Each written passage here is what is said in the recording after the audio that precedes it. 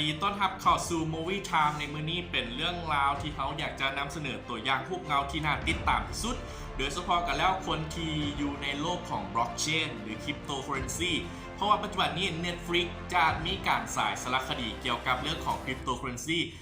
แต่ว่าเป็นเรื่องราวของการเสียชีวิตของทาง CEO ของเว็บเทรดรายหนึ่งที่เห็นให้พูดซีสวมไส้หรือว่ายูเซอร์ขายมาเป็นนักสืบในตำนานกันเลยกันมาก็เป็นได้สื่อเรื่องนี้ก็มีชื่อว่า Trust No One The Hunt for the Crypto King จะเป็นเรื่องราวหยอกคือใดเขาจะไปเบิ่งกันน้อยหนึ่งแต่โมเมนต์สปอยและเมื่อวันที่ 9 มีนาที่ผ่านมา Netflix บริษัทสตรีมมิ่งวิดีโอใหญ่ที่สุดในโลกได้มีการปล่อยคลิปวิดีโอตัวอย่างสารคดีชีวิตและความตายอันลึกลับของทาง CEO เว็บเทรดควอนดิกรา CX โดยสารคดีนี้มีชื่อว่า Trust No One The Hunt for the Crypto King ซึ่งจะสามารถรับชมได้พร้อมกันใน Netflix เมื่อวันที่ 30 มีนาที่จะมาถึงนี้อ้างอิงจากเรื่องย่อในเว็บไซต์ของ IMDb สารคดีบอกเล่าเรื่องราวของผู้ใช้เว็บเทรดของกัดดุยกา CX ที่บ่สามารถเข้าถึงมูลค่าหลายกว่า190 ล้านดอลลาร์ของพวกเขาได้เมื่อเจอรี่คอตเทน CEO ของบริษัทได้เสียชีวิตไปพร้อมกับคีฟเฮ็ดให้ผู้ชมใช้ได้กลายมาเป็นนักสืบเพื่อพยายามค้นหาเรื่องราวที่แท้จริงเกี่ยวกับการตายของเจอรี่คอตเทน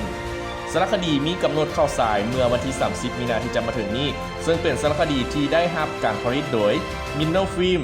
บริษัทโปรดักชันในกรุงลอนดอนและได้รับกำกับโดย Luke Sewell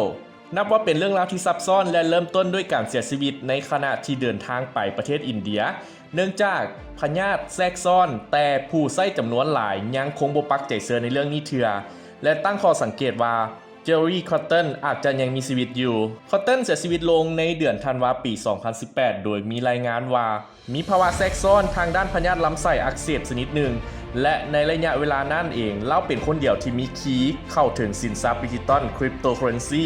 ของผู้ใช้งานนับ 100,000 รายถึงเว็บเทรดของกาดิกา CX ซึ่งเป็นสิ่งนี้เฮ็ดให้หลายคนในพื้นที่ของคริปโตเกิดความสงสัยและตั้งข้อสังเกตว่าคอตเทนเสียชีวิตแท้หรือว่าแกล้งตายและตั้งแต่นั้นมาก็บ่มีหลักฐานสิ้นใดที่จะบ่งชี้ว่ามันจะเป็นไปในทิศทางนั้นเลยและหลังจากการเสียชีวิตของคอตเทนผู้ดูแลทรัพย์สินดิจิตอลกาดิกา CX ทางยังก็เริ่มเทขายสินทรัพย์อื่นๆเช่นอสังหาริมทรัพย์ของเจอรี่และการระดมทุนประมาณ30 ล้านดอลลาร์ณเดือนพฤศจิกายนและถึงอย่างไรก็ตามบริษัทดังกล่าวมีการเรียกร้องค่าเสียหายเข้ามาเป็นจำนวนหลายจากผู้สวมใช้กาดิกา CX ซึ่งคิดว่ามูลค่ารวมทั้งหมด170 ล้าน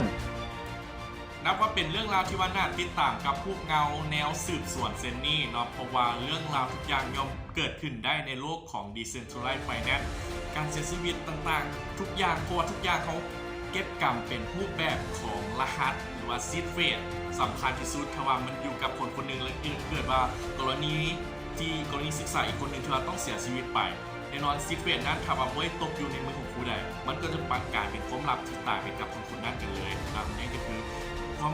มาอันตรายจุดหนึ่งของโลกของ DeFi ครับขอขอบใจกับการติดตามความชมอย่าลืมกด Subscribe Nino News หรือว่า Nino Channel พร้อมเด้อวันนี้ขอลาไปก่อนสวัสดี